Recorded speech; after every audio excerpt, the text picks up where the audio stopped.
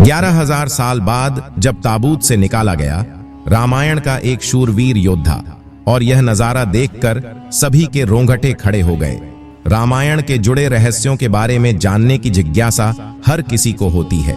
माना जाता है कि आज भी रामायण व भगवान राम से जुड़े चिन्ह और सबूत श्रीलंका में मौजूद है, और उन्हें सबूतों का पता लगाने के लिए भारत के एक आर्किटेक्ट जो कि चेन्नई में रहते थे, विश्वास जी रेड्डी, अपने एक मित्र के साथ श्रीलंका की यात्रा पर रवाना हुए।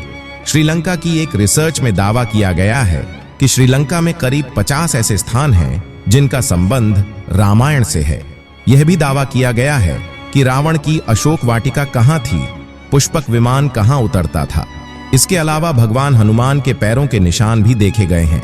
विश्वास जी रेड्डी ने अपने साथी के साथ इन सभी जगहों पर शोध किया और नतीजे सचमुच में चौंकाने वाले थे। जो सबूत उन्हें प्राप्त हुए थे, यह उन सभी लोगों के मुंह पर करारा तमाचा था जो यह कहते थे रामायण केवल कल्पना मात्र है। लेकिन विश्वास जी यह जानना चाहते थे कि रावण की मृत्यु के बाद रावण के शरीर के साथ आखिर क्या हुआ था।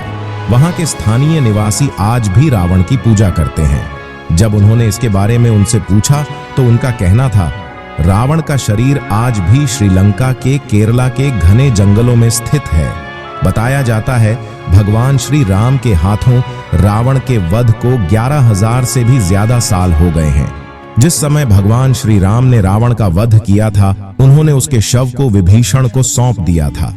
लेकिन राजगद्दी संभालने की जल्दी में रावण का अंतिम संस्कार नहीं किया गया और शव को वैसे ही छोड़ दिया।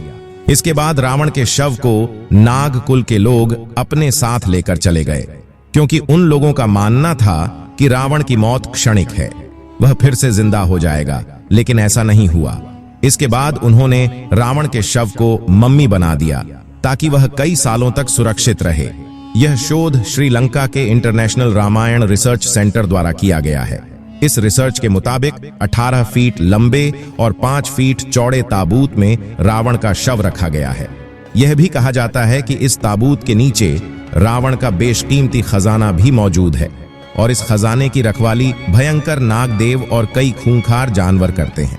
यह सच्चाई जानने के बाद विश्वास जी रेड्डी केरला के घने जंगलों के लिए रवाना हो गए, क्योंकि वह उस ताबूत के ऊपर शोध करना चाहते थे और क्या रावण का शरीर आज भी मौजूद है, इस बात की भी पुष्टि करना चाहते थे।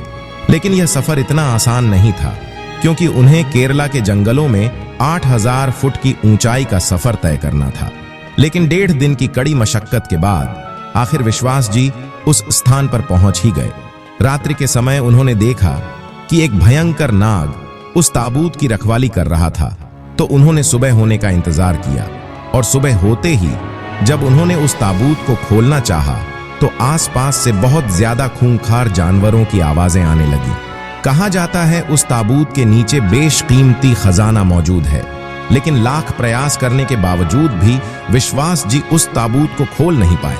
कहा जाता है ताबूत के अंदर जो रावण का शव रखा हुआ है, उसके ऊपर एक खास किस्म का लेप लगाया गया है, जिसके चलते वह हजारों सालों तक वैसा का वैसा ही दिखता है।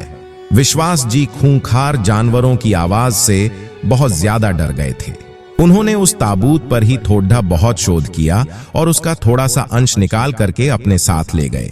जब उन्होंने उसका संशोधन किया, उसके ऊपर रिसर्च करी, तो यह पाया कि वह पदार्थ तकरीबन 11,000 साल पुराना है, जो कि सचमुच में यह पुष्टि करता है कि वह ताबूत सचमुच में हजारों साल पुराना है और उसके अंदर रावण का शव आज भी रखा हुआ है। इस घटना को लेकर आप क्या विचार रखते हैं? नीचे कमेंट बॉक्स में बताइएगा।